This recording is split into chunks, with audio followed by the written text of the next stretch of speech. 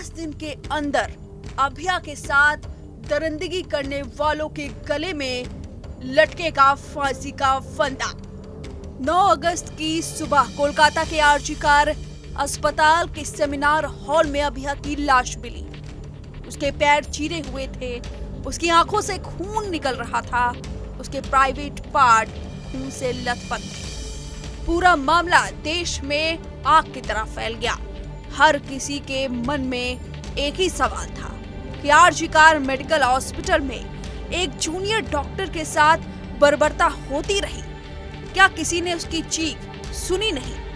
फिर प्रशासन क्या कर रहा था?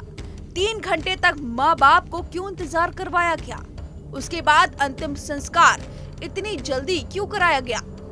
जिस प्रिंसिपल के कॉलेज में इतनी बड़ी घटना हुई, उसे निलंबित करने के बाद तुरंत किसी दूसरे कॉलेज में उसे नियुक्त भी किया जाता है। सुप्रीम कोर्ट ने फटकार लगाई, तब जाकर संदीप घोष को निलंबित किया गया।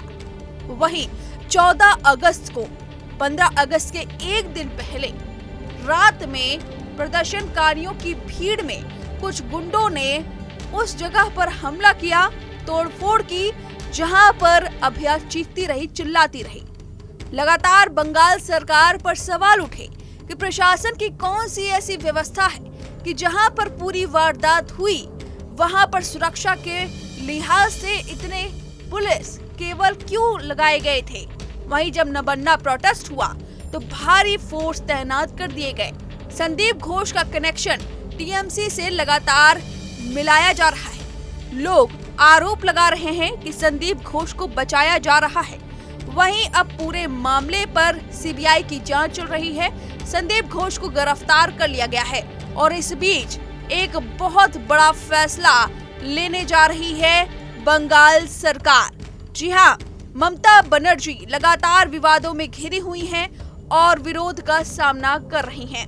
इस पूरे मामले पर उन्होंने जिस तरह से रुख अख्तियार किया, उसकी वजह से उन्हें लोगों का गुस्सा झेलना पड़ा और अब उन्होंने बड़ा कदम उठाया है। ऐसा कदम जो हो सकता है कि इस पूरे मामले में उनके खिलाफ जो लोग इस समय नारे लगा रहे हैं, उनके पक्ष में साथ खड़े हुए दिखाई दे। जी हां, ममता सरकार ने महिला एवं बाल सुरक्षा को ध्यान में रखते हुए एक बड़ा कदम उठाया है। पश्चिम बंगाल सरकार की तरफ से प्रस्तावित एंटी रेप बिल पेश होने वाला है। इसके लिए आज सरकार एक विशेष सत्र बुलाएगी।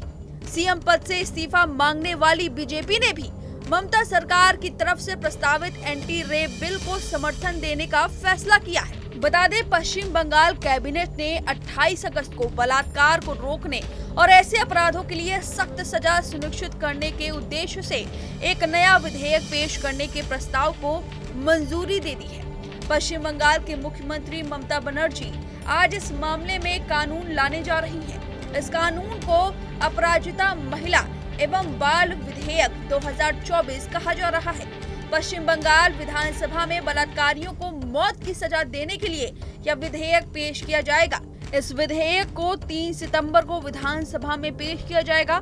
आज ही इसे सदन से पारित कराकर हस्ताक्षर के लिए राज्यपाल के पास भेज दिया जाएगा। आपको बता दें कि इस विधेयक को बीजेपी भी समर्थन कर रही है। इस पूरे मामले पर लगातार मोड़ पर मोड़ आ रहा है। सीबीआई जांच कर रही है। संदीप घोष को गिरफ्तार कर लिया है। वहीं संजय रॉय बड़ा खुलासा कर रहा है। उसने पॉलीग्राफ टेस्ट में कहा कि उसे फंसाया जा रहा है, जबकि शुरुआती दौर में उसने पूरे कारनामे को कबूल लिया था। वहीं संदीप घोष पर उनके ही सहयोगी रहे अख्तर अली ने बड़े आरोप पहले ही लगाए थे।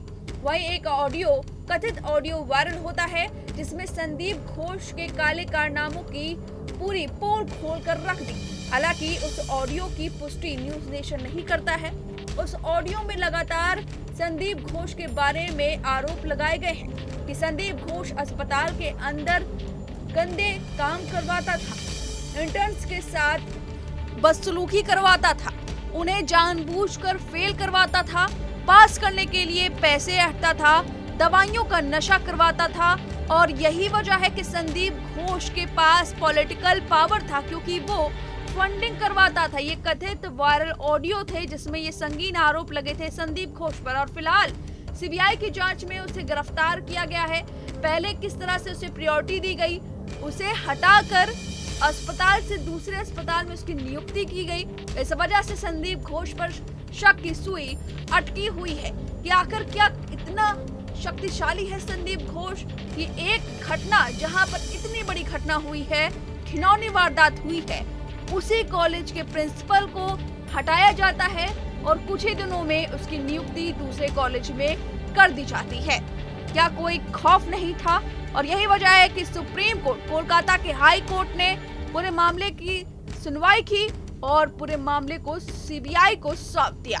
फिलहाल ममता सरकार ये बड़ा कदम उठाने जा रही है। देखना होगा कि लोगों का नजरिया क्या ममता सरकार की तरफ इस पूरे मामले को लेकर बदलता है या नहीं। फिलहाल इस खबर पर आपकी जो भी राय है हमें कमेंट कर